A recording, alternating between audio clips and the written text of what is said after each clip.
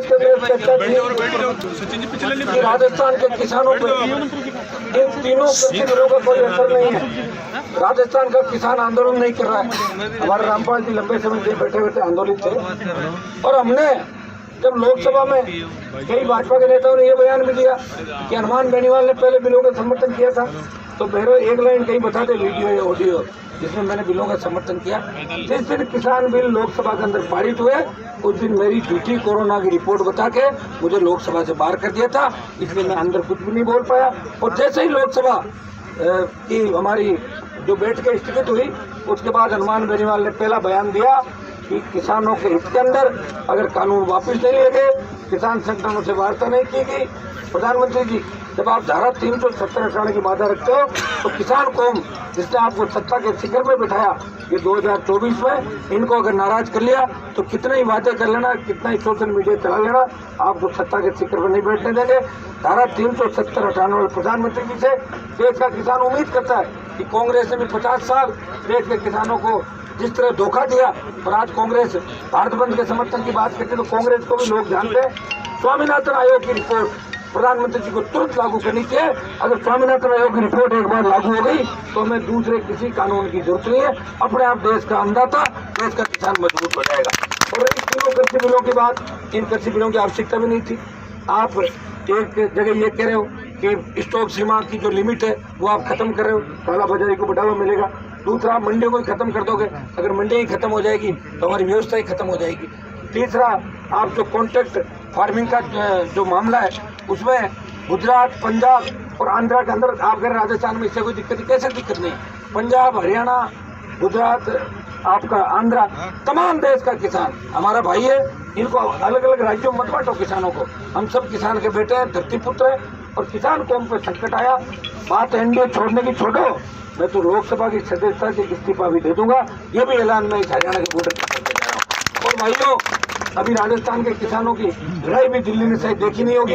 और मैं धन्यवाद दूंगा धरती पुत्रों का, किसान पुत्रों का, कि बाड़मेर के उस छोर से लेके अभी हजारों की तादाद में अलग अलग अंधेरा हो गया, सारा जाम लग गया, कोटपुतली पहुंचते लेट हो गए। मैं दिल्ली की सरकार को चेतावनी देना चाहता हूँ कि संख्या बल को नहीं आंके, संख्या तो हम 5 लाख भी कर सकते हैं, 5 लाख लोग इकट्ठा हो सकते हैं। हमारे आह्वान का पूरा देश इंतजार कर रहा है, राजस्थान इंतजार कर रहा है। इसलिए मेरी प्रधानमंत्री जी से और गृह मंत्री जी से निवेदन है, और उनका टेलीफोन भी गृह मंत्री जी का आया मेरे पास 2-3 बार, क्योंकि मैं एनडीए के अंदर हूँ और मेरी एक आदत है, मैं कभी जीवन में झूठ नहीं बोलता। कल से लगातार टेलीफोन आ रहे हैं। हमने एक ही बात उनको कही है कि हम नहीं चाहते कि देश का किसान भड़के और दिल्ली को इसकी सजा भुगतनी पड़े। देश के किसानों के सम्मान के अंदर आपको किसानों से वार्ता आगे होकर करनी चाहिए और बिल वापस लेने पड़े। तो अभी प्रधानमंत्री जी, हमेशा प्रधानमंत्री देश के आप हो और किसान आपके, जिन्होंने आपको सत्ता के शिखर पर बिठाया। अगर इसमें आपको बैकफुट में भी आना पड़े तो बीजेपी की बेइज्जती नहीं होगी। अगर नहीं आए तो 24 में बेइज्जती जरूर हो जाएगी, आप विपक्ष में बैठ जाओगे। ये देश का किसान और जवान करेगा। इसलिए भाइयों, मैं पूरी ताकत के साथ ईमानदारी से इस आंदोलन में इसको समर्थन मैंने किया। और आज हमारा कूच का सांकेतिक ऐलान था, ये तो ट्रेलर था, पिक्चर बाकी है। पिक्चर देखनी है तो 5-5 लाख की होकार रेलवे की पिक्चर पूरे देश में देखिए, और फिर पिक्चर हम दिखा देंगे, तब कानून व्यवस्था बिगड़ जाएगी देश की। और हम नहीं चाहते कि ये किसानों के मत्थे ऐसी बात मंडे। इसलिए मैं सरकार से पुनः अपील करता हूँ कि हमारी बातें माने। सरकार कृषि बिलों के अंदर संशोधन करके नया एक्ट लाए जिसमें एमएसपी के अंदर हो कि एमएसपी से नीचे खरीद कोई भी कॉन्ट्रैक्ट फार्मिंग में भी नहीं करेगा, किसी तरह की नहीं होगी। और एमएसपी हर साल 5% के बजाय 10% बढ़ी हुई दरों पर देंगे। जिस तरह अमेरिका, जापान के अंदर किसान खेती करता है और फसल बेचता है, 100 रुपये अगर खेती में लगाता है तो बाजार मूल्य से 300 रुपये उसको मिलते हैं। या खेती 100 रुपये में लगाते हैं तो 57 रुपये मिलता है। और जब तक देश का अंदाजा मजबूत नहीं होगा, कितने उद्योग लगा लो, कितना ही कुछ कर लो, भाइयों तकलीफ इतनी है कि आज अधिग्रहण के नाम पे हमारी उपजाऊ जमीनें सारी अधिग्रहण कर ली। कोई तो भारतमाला निकल रही है, कोई एक्सप्रेस वे के नाम से, कभी हाईवे चौड़ा कर रहे हैं, 1 लाख रुपये बीघा के देते हैं, 50,000। किसान संगठित नहीं है, आंदोलित नहीं है। और हमारे जितने भी नेता हैं आंदोलन करते हैं, वो लोग लास्ट में अपना सीटा सेक लेते हैं, कोई कहीं कहीं काम निकाल के भाग जाता है। इसलिए देश का किसान तकलीफ के अंदर है। मुझे अच्छी तरह याद है जब हरियाणा के अंदर जाट आरक्षण आंदोलन चला था तो इतना मजबूती से जाट आरक्षण आंदोलन चला। शायद गुर्जर आंदोलन के बाद और ये 2 ही आंदोलन देश के अंदर चले थे। बेहतर गुजरों ने सीने पे गोलियां खा के इस देश को दिखा दिया कि गुजर लड़ाके हैं, और जाटों ने मिलिट्री से लड़ाई लड़ी हरियाणा के अंदर, और देश को बता दिया कि जाट सबसे लड़ाके और मतवाले। लेकिन मुझे दुख है कि आज हमारे कई भाई जेलों के अंदर पड़े हैं। आरक्षण आंदोलन के अंदर झूठे मुकदमों में फंसा के हरियाणा की सरकार ने उनको अंदर कर दिया। ये डिमांड भी मैं प्रधानमंत्री से करना चाहता हूँ कि अगर आपके मन में जरा सा भी किसानों के लिए, ऐसे परिवारों के लिए, तो इसमें भी वो मुकदमे जो कमिटमेंट हुआ था, वो मुकदमे भी हरियाणा के हमारे किसान के बेटों के, जिनके भी लगे झूठे मुकदमों के अंदर फंसाया, तो आजीवन कारावास की सजा भी कई लोग भुगत रहे हैं, परिवार बर्बाद हो गए। ऐसे मामलों में भी आपको संज्ञान लेना चाहिए। प्रधानमंत्री जी, ये किसान कौन ही है जो धरती का सीना चीर के अन्न उत्पादन करके करोड़ों लोगों का पेट भरते हैं, और ये किसान के बेटे ही हैं जिनके नाम से रेजिमेंट बनी है देश की सीमाओं पे। जब भी दुश्मन पुकार भरता है तो उसको ठंडा करने का काम किसान के बेटे देश की सीमाओं पे करते हैं। और पाकिस्तान और चाइना अगर किसी से डर रहे हैं तो राजस्थान, हरियाणा, उत्तर प्रदेश और पंजाब के किसान के बेटों से डर रहे हैं। इसलिए आप इनकी अग्नि परीक्षा मत रहे, नहीं तो कहीं मामला गड़बड़ नहीं हो जाए। जो स्थिति कांग्रेस की हुई है वो भी भारतीय जनता पार्टी के आने वाले समय के अंदर हो सकती है। आप तुरंत इन किसान भाइयों की मांगे माने। हमें अलग अलग नहीं करें कि पंजाब का किसान अलग है, हरियाणा का अलग है, राजस्थान में बिल का असर नहीं है, आंध्रा में नहीं है। किसान को तो कम से कम राज्यों में मत बांटो, किसान तो एक है। और हमें किसान पे कोई राजनीति नहीं करनी। मैं तो एनडीए के अंदर हूँ, मैं भी खाली बयान दे के काम चला लेता, लेकिन मुझे बॉर्डर पे आना था क्योंकि मेरा नाम हनुमान है और मुझे इतना प्यार आप लोग करते हो।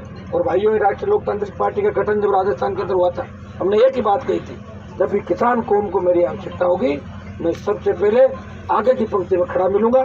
एनडीए छोड़ना पड़ा, 1 मिनट में छोड़ दूंगा बिना सोचे समझे, और एमपी का पद छोड़ना पड़ा तो एमपी का पद भी 1 मिनट में छोड़ दूंगा।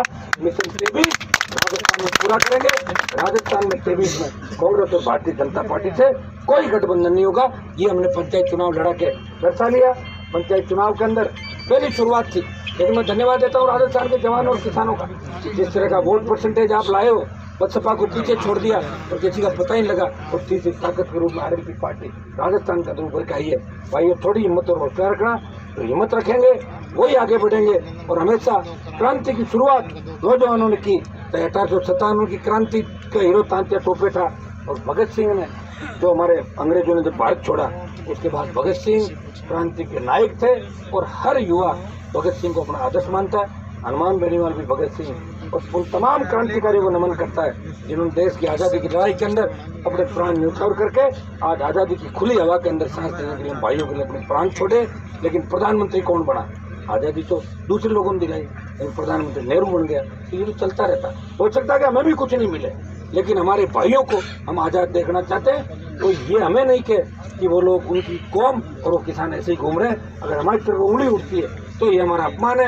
और प्रधानमंत्री जी, आप हमारी बात सुने।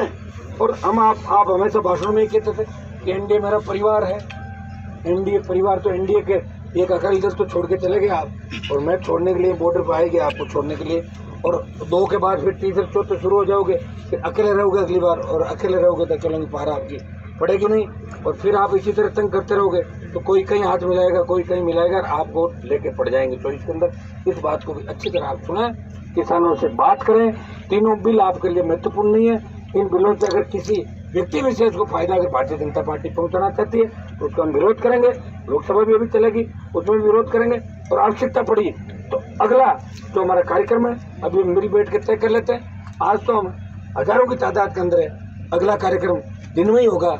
आज तो पहुँचते पहुँचते रात पड़ गई, लोग भी परेशान हैं, ठंड का समय। रामपाल जी को भी धन्यवाद दूंगा, पिछले 20 दिन से लगातार अकेले लड़ाई लड़ रहे हैं यहाँ पे सारी टीम के साथ, और हमेशा इन्होंने लड़ाई भी लड़ी। और हम सब आपको आश्वस्त करते हैं कि जितने भी तमाम राजस्थान के किसान संगठन हैं उनसे बात करके, उनसे कोऑर्डिनेट करके हम दिल्ली कूच का कार्यक्रम भी बनाएं। और दिल्ली के अंदर फिर ये जो पुलिस खड़ी है हमें रोक नहीं पाएगी। संख्या 1.5 लाख से लेकर 5 लाख इस शाहजहांपुर बॉर्डर के ऊपर होगी। देखिए हम तय करेंगे, उसके बाद आप मिलिट्री को लगा लेना, फिर आर पार की लड़ाई होगी। हम राशन पानी समेत यहाँ पे पहुँचेंगे। राजस्थान का किसान कमजोर नहीं है, ये लोक देवताओं की धरती है। ये वीर तेजाजी महाराज ने गायों के लिए लड़ते हुए 1000 साल पहले प्राण न्यौछावर किए। यहाँ देवनारायण भगवान हुए, यहाँ तमाम राम साहब पीर इस राजस्थान के अंदर वो रणबांकुर हुए। और कारगिल से लेकर 62 से 71 की लड़ाइयों के अंदर सबसे ज्यादा सादत हरियाणा जो उत्तर प्रदेश, पंजाब और राजस्थान के नौजवानों ने और किसान के बेटों ने देके इस भारत माता की लाज बचाई। इसलिए मैं एक ही निवेदन दिल्ली की सरकार से करता हूँ कि आप जिद छोड़ें, किसानों की मांगे माने और हम सिर्फ किसान की मांग की बात करें। कल कई ऑडियो वीडियो चल रहे थे कि कोई दूसरी बात चल रही थी, दूसरी तीसरी, हमारे यहाँ पर नहीं है। हमारी जो डिमांड है वो यही है कि किसानों की तमाम मांगे माने, स्वामीनाथन आयोग की रिपोर्ट लागू करें। अब किसी की कोई मांग और चौथी मांग किसी को, तो उससे हमें कोई लेना देना नहीं। हमारा तो एक ही डिमांड है कि किसान तकलीफ में नहीं होना चाहिए। और इसके लिए मैं निवेदन दिल्ली की सरकार से भी करूंगा कि दूसरी तीसरी चौथी बात राजस्थान के किसानों के लिए तो कम से कम आप लेके इस तरह की अफवाहें भी आप लोग नहीं फैलाएं। हम सब संगठित है, एक है, हमारा कोई यहाँ दूसरे तीसरे चौथे तरीके के झंडे नहीं है। यहाँ एक ही झंडा है, वो किसान के नाम का, किसान कौम का झंडा है और ये हमेशा ऊंचा रहना चाहिए।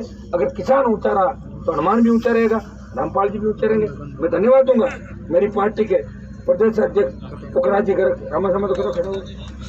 पुखराज जी गर्ग, भाई खीवसर के विधायक नारायण बेनीवाल, AIS रामपाल जी, जो हमारे सबके एक बार रामपाल जी जो लगातार 15 दिन से यहाँ लड़ाई लड़ रहे हैं जोरदार तरीके से सबको, और बहन स्पर्धा जो महिला मोर्चा की अध्यक्ष है भाई रणदीप, खड़े हो जाओ ना एक बार, रणदीप जो राजस्थान युवा मोर्चा का अध्यक्ष है,